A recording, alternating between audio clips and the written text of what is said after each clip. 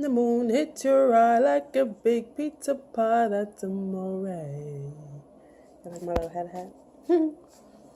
Anyway, hi guys, Team Juju365 or Genomics back here for my recap detailed review of my favorite show, Insecure, Season 1, Episode 7. Just finished watching it, and OMG.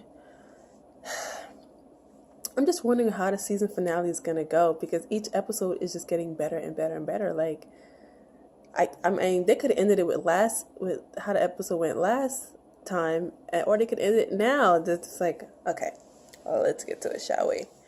Okay, so we start off with Issa and Molly at like a retail store. She's looking for an outfit for a fundraiser she's doing for the kids. Molly's haircut, ew, the color was just not right. I don't know if it was the color combined with this makeup color that she had on her eyes, or whatever. She just looked like she needed sleep.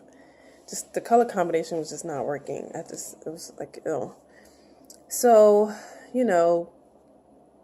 brushed through. Issa they were, doing girl talk as you're trying on clothes, and she's just telling her, oh, I just feel reborn, refreshed, or whatever. I want to stop this whole, I thought I wanted to be the one who didn't give a fuck, but now I want to give a fuck on all the things that are important to me, which you should already be doing.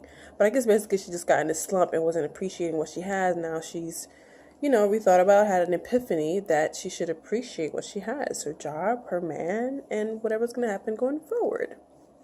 When she asked Molly how she was doing, Molly was just like, oh, whatever, because, she's reeling over the whole Jared thing last episode, and probably all the episodes with every guy. She's probably had like 3 or 4 guys and just hasn't been working.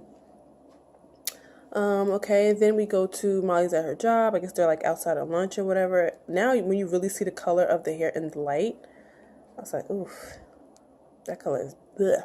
She just stick with black. Just stick with black, baby. We'll do a test run. Whoever did the makeup and her hair was just not on point. And then she ran into some girl. Oh my God.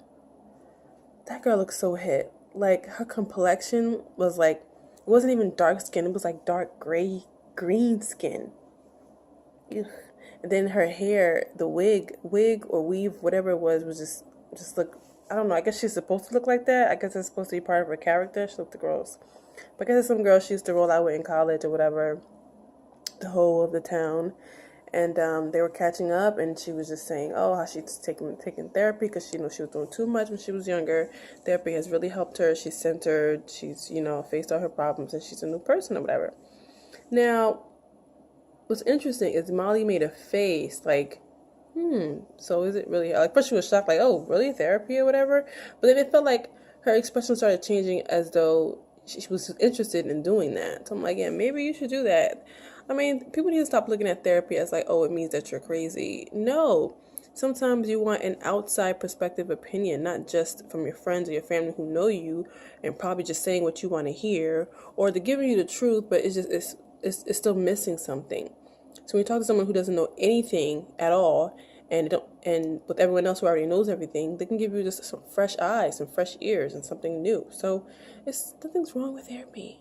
Okay, I don't take therapy, but I've always been interested in that study of therapy. Okay, so we'll stick with Issa's story right now because I don't really go in order. Okay, so Issa and Lawrence are back at the house. Lawrence has his interview. Actually, in the morning, you know how men have that morning mood. Issa's like, congratulating him and again telling him good luck because his interview was today at this big company. So she went down and gave him some head. Go girl. But all I kept thinking was, okay, is he gonna ask her about the text on the phone now? Like, or maybe he doesn't really know what happened. Or I thought he wasn't even gonna let her go down there because I thought it looked like he didn't sleep, like he stayed up all night. So you would think he would have questioned her, but he didn't. And I mean, he's a guy, so he's gonna get the head, whatever. And I guess deal with it later. So, did he do the interview before? So he's at the interview. It's for a big company, tech company / app company or whatever, and they're asking him questions about what would he do better with this and that, whatever.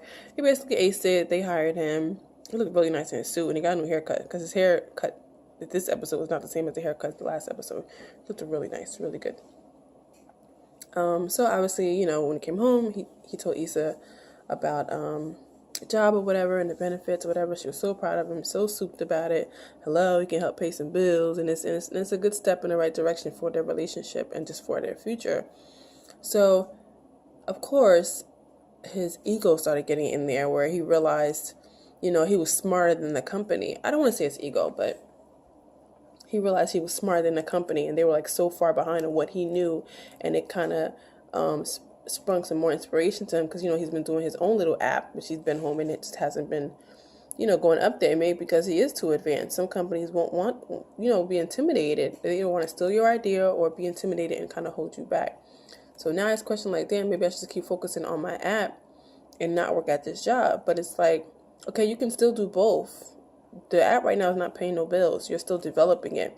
So at least work at the company, get the bills paid, you know, steal some ideas or whatever, or maybe even use the company as a backup for when you are fully finished with this app and see if they'll endorse you. That's the way to do it. Not just, oh, well, you know, I'm too smart for this company. I'm not even going to work. You're going to go back to the slump. So it's just like, you know, I'm here. I'm going to support you, whatever.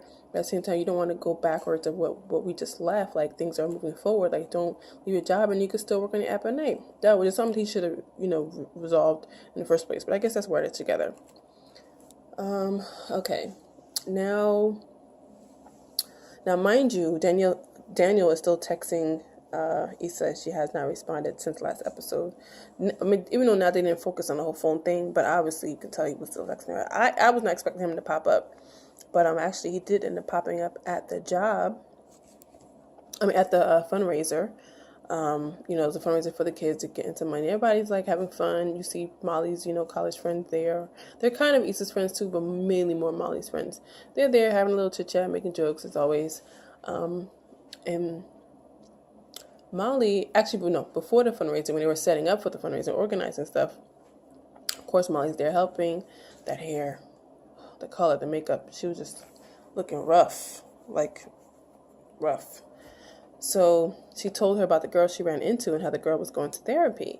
So Issa, I swear Issa, every episode says that one thing that just completely ruins Molly's mood. Her whole demeanor just changes. So they're talking about it, and I guess she's waiting for Issa to like laugh or make a joke about it. And Issa's like, I mean, did it help her or whatever? I mean, some people need therapy, and there's nothing wrong with that. It's a healthy way to process. Sometimes you might need some revelations that someone else can give you. And and Molly's looking at her like, okay, so I thought she was trying to say out loud to kind of direct it to herself that maybe she needs therapy, but she was indirectly saying it to Molly. So Molly's like, so what are you trying to say? I need therapy or whatever? So, well, I mean, it's not a bad thing or whatever to talk to somebody or whatever. Like, she was like, I would do it, but you're not going to do it. The difference. You can't say I would do something that you're really not going to do. But they both, I started tweeting. I was about to say, y'all both need therapy. Just go there together. Like, therapy on your friendship, therapy on your individualship, and see where you're supposed to go with this.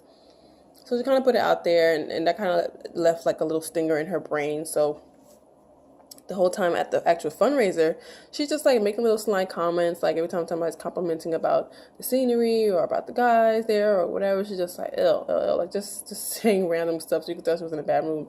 But Issa just thought she was just being whatever because she was drinking, even though she claimed she wasn't drinking, but she was. But Issa didn't connect the fact that she said therapy, and that's what messed up her mood. Even one of the main teacher of for the kids, he was an Asian guy. He wasn't bad looking. He looked like he works out. He has a nice body. An older gentleman. He came to the table. He was saying thank you to Issa and introducing himself to Molly. I could tell he was kind of flirting with her, but Molly was just like, like, she was just like, no, I'm not drinking tonight, which you've been drinking all the time. You're not drinking tonight. And he's like, okay. So he left the table. So, then Issa's looking for her. Actually, no. So while they're talking, one of the main ladies, I guess the richest woman there, who they really need money from, while Issa was talking to her, she looked up and boom, who's there? Daniel. Damn, Daniel. He showed up at the party. I was really not expecting for him to be in this episode, or at least not in this scene. He ended up being there, looking all nice, I guess. I know all y'all girls like, ooh, with chocolate and that in a little dark black suit. He was alright. So saw him up there. So, the best friend thing, you give each other the eye contact, like read between the lines, read between my eyeballs. Please go help the situation. So Molly went to him, was like, "Oh, what are you doing here?" Whatever. Who invited you? He was like, "Well, I'm here for the kid because of the career." They said, "Okay, but who invited you?" He was like, "I'm just here for the kids." Said, "Okay, I hope you know it's just for the kids." They give him that eye, that stink eye, like, you better not start no shit. Don't start no shit, won't be no shit. Because obviously he knows that's the best friend, so she already knows everything of what happened between them. So, you better not start nothing. But of course, even after Molly talked to him, he was still walking around. Then Molly ran back into Issa, and she was like, "Oh, so what happened? What would you talk to him?" She's like, "Yeah, I did. Whatever." He said, "It's here for the kids." She was like, "Oh God, I don't think so. Think he gonna start a fight? You think he was like?" She's like, I don't know. He don't seem like it." But obviously, you gotta get matters done in your own hands. So she ended up confronting him. What she should have did, because mind you, not only are the friends there, Lawrence is also there, looking very dapper. Also there. When she decided to go do this, she should have been looking around and making sure, like, okay, wait here. He right there? All right, I'm about to go right there. Like, you're trying to save the day, but you gotta, look at your peripheral, use your peripherals and look at your perimeter. You know what I'm saying? Like, especially with I'm not saying that so I have experience, but I'm just saying, you having a secret that you're holding, that you decided not to tell him that you slept with him. All right, now this dude pop up. All right, just make sure you know at every second, every moment that you know where your actual boyfriend is, so you can talk to this ex-boyfriend. So they end up talking. She was ruthless. Like, he's like, oh, first he said, "Oh, I didn't come here for that, whatever." But that was why he came in, because he had no other reason to come there. Might be here for the kids, but he still had to get an invite, which you didn't. So he's like, "Oh, you just act like I'm some nigga, whatever. I'm some chump or whatever. And, I wasn't just smashing you just to smash, whatever. It was a connection between us, whatever." She's like, "Yeah, okay. I was going through something. You knew I had a boyfriend." He's like, "Oh, now you're going to try to be a victim or whatever." "Yeah, you knew you had a boyfriend. You decided. I didn't force you to do nothing or whatever." And she's just like, "Okay, look, you were just an itch I needed to scratch." I was like, "Ooh, an itch you need to scratch?" I was like, "Oh my God. No, she didn't go there. No, she didn't go there." Like, she was really talking to him the way a guy would talk to a girl when he's really trying to play it, but she really played him. I was like, ouch. So he ended up leaving or whatever. And when he left, and she left, they were near a window where, boom, Lawrence is right there. Told you, use your peripheral, check your perimeter. Always know where that boyfriend is. He was right there at the window. But I couldn't tell if he heard. He just saw them in front of each other. So the scene didn't really make me think that, because the window had bars. You couldn't tell if it was open or closed. So I didn't know if he heard or what was going on. I mean, facial expression was more like trying to figure out what's going on. But I didn't. But you end up seeing that he did hear some things. So then they show him he's on the street or whatever. I guess they're at the valet place waiting for their cars, and then he ended up next to Daniel. So the whole time, I thought he knew the boyfriend. So the whole time, he didn't know anything about Daniel. Mind you, they've been together 5 years, so I'm assuming 5 years, like, in college or something like that, and a year after. Because I think Daniel is the high school ex. So he didn't know anything about him, didn't know look at what he looked like or nothing. So they end up both being on a sidewalk together at the same time. So he goes, "Oh, how do you know such and such, which is the teacher's name?" He was like, "Oh, I don't like." He said, "Oh, so why'd you come here?" Or something like that. He was like, "Well, I thought I came here for one reason, but it's not the reason anymore." So now Lawrence's head is ticking, like, do I make you honey, baby? So he watches Daniel leave. Then, the teachers, whatever, say their thank yous or whatever. When everybody's leaving, okay, Issa's looking for Molly. Molly's on the side, like, slumped or whatever, still drinking, just, like, over the whole thing. And she was like, "Are you all right or whatever?" And she was like, "Yeah, I'm cool, whatever." And she was like, "You just been, kind of, like, not yourself." And plus, she was rude to the teacher. I got to work with him, whatever. She was like, and of course it came out, well, your little comment about therapy, whatever, I think that was messed up or whatever. Like, you don't need therapy or whatever. She was like, the difference is, like, yeah, I do. I have my mistakes. I have my issues, but I own up to that, whatever. I wasn't, like, saying, like, oh, I was trying to compare you to, like, basically trying to say, I'm not trying to call you crazy, but there's nothing wrong with talking to somebody. I don't see how that was offensive if I said that. So she's like, "Look, you need therapy too. I think that's messed up, whatever." You're basically saying, like, you're trying to judge me, but your situation ain't clean either. She was trying to say, "Well, okay, yeah, but I know my problems. You don't know yourself. You really want to keep it real? Really want to keep it real?" And they were just going in on each other. Like, Issa's saying, oh, you can't keep a man because this is and that, you know, the guy's either you think the guy's either 1 minute too gay or too distracted or too this. And then when you find the right guy, you doing too much. So it's like, you know, there's nothing wrong with talking to somebody and figuring it out. But she's like, oh, you really want to talk about secrets and talk about stuff? I'm here trying to play middlewoman to your issues because you slept with your ex-boyfriend while your boyfriend is right here. Okay, you was complaining about your job for 5 years. Did you hear me say anything? No, I was supportive and I listened. You're always complaining, but you can't even commit to anything. So she's like, you don't even deserve Lawrence. I was like, oh. I really thought she was trying to say that because maybe she liked Lawrence, but you know that led Issa to say, "What? So you mad because I keep a man?" That was the last straw. Molly was like, "Fuck you, I'm out of here," and she left. I'm like, child, you about to lose your BF and your BFF. Okay, you about to be alone and just have your job, J-O-B. Okay, anyway, fast forward. She gets home. Actually, no. Well, let's follow Molly for a second. Molly ends up going back to Jared's house. I was like, what the heck are you doing here? I was like, oh no, you played him twice. I would not go back to his house. I don't care how much I want to. I would not have went back to his house. But she went to his house. He's there, opened the door with no shirt on. He stayed with no shirt on his house. I mean, this is his house, so I guess he could just have it he want to.